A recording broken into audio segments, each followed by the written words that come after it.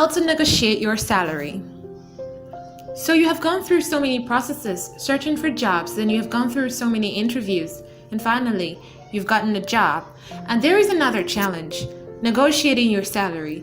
So many people are being paid way below their real worth in their different jobs, not because their employers do not know that they're being underpaid, but because the people doing the jobs didn't stand up for themselves and state their price. Why? Fear. In a company, like 20 out of 100 of the employees actually negotiate with the company. Most people feel awkward negotiating their salary with their employers, so they end up being paid way below their actual worth. How would you feel if you're being paid $100 in a job where you could be paid $250 just because you didn't negotiate properly?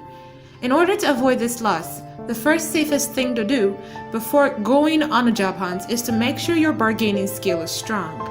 You can try yourself out and go out, sell things, and see if you can convince your buyer to get what you're offering at your price.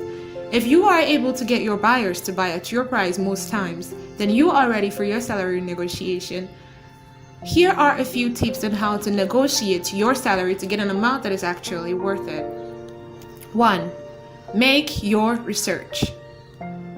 Before you walk into a company to sit for an interview, make sure you have done your homework. It could be an online search, or you could go ahead to ask around about the company, what their startup pay is like, what and what not to expect. When you do that, you stand a chance to gain enough knowledge on what to ask them for, so you don't ask for something out of the world or worse, something below your standards.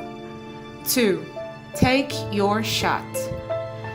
After making your research, you must have had an idea what goes on in the company, who gets what, and a little insight on how much is being paid. So when that question comes up, like how much are you willing to accept? If you were told they paid the last worker like $100, you can start with $250. Even if you know you weren't paid that much in your previous job, they don't need to know that. After all, who doesn't like the extra money? 3.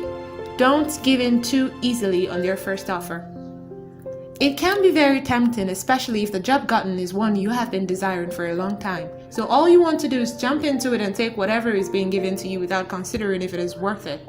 So many companies actually expect candidates to refuse the first offer, so they always present a price lower than what is in their budget. So you should still ask for more. It won't kill you to ask. If you take the first offer presented to you, especially if you think you should be given more than that, it is very possible that in the near future you would feel bad because you aren't appreciated enough, and that can totally poison your satisfaction in the job and kill any motivation you have to do the job. 4. Ask for time to consider the offer. Some people can be lucky enough to be given an offer way higher than what they expected, so they immediately jump and yes. It may get the company thinking that maybe they gave you an offer that's too high, when they could have gotten you for less. So no matter the excitement when an offer is made to you, be sure to keep your cool and ask for time to think it through. It won't just make you look professional, but also important. 5. Ask for a little bit more than what was offered. Don't go all lightning and thunder on them. Just a little bit higher wouldn't hurt.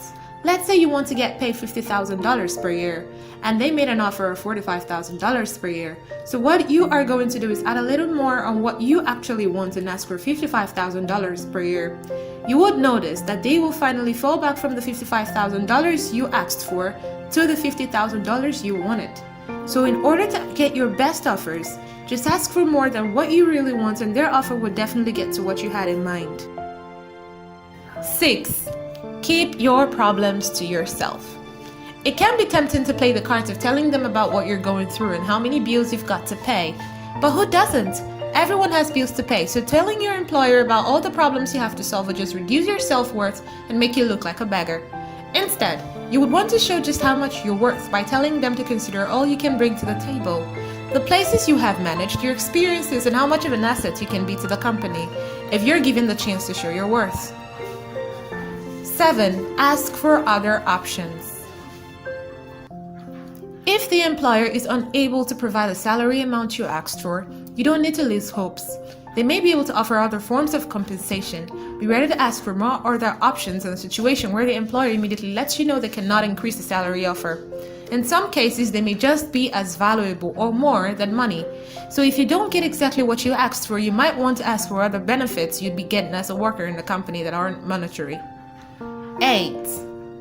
Be confident. One of the things that make people stand out, especially to a company that's hiring workers, is the ability to stand firm and be sure of themselves. It makes them know your worth and consider you capable of whatever work you're being hired for. So whatever you're being given to do, even when negotiating, do it with confidence. It brings out the professional candidate in you. 9. Be ready for tough questions.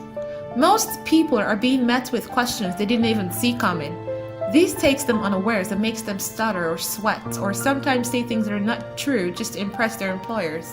The worst thing that could happen to any worker is to start their negotiations with lying.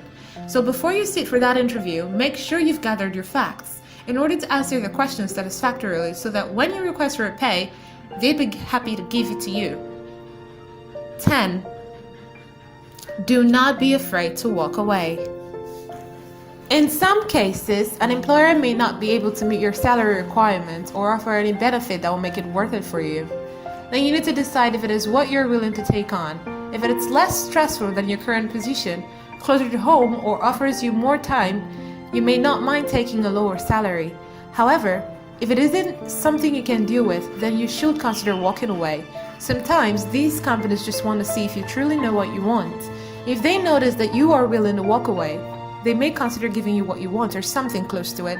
But if they don't call back, then don't compromise.